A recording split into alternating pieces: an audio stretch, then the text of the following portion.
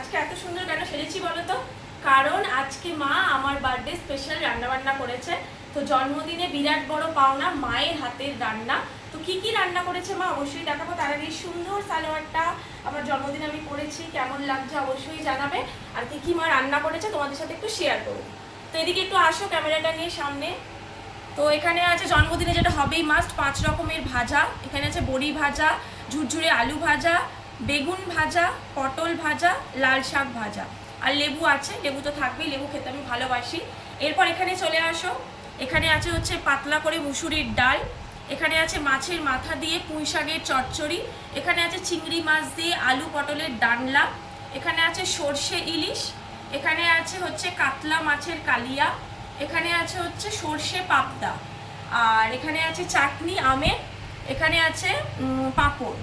আর এদিকে আসো, এদিকে আছে হচ্ছে মিষ্টি দই, আর এই যে মিষ্টি, আমার ফেভারিট মিষ্টি। তো এই হচ্ছে আমার আজকের বার্থডে স্পেশাল মেনু। মা নিজের হাতে গরমের মধ্যে, আমার প্রচণ্ড গরমে বার্থডে, বৈশাখ মাস সবাই জানে।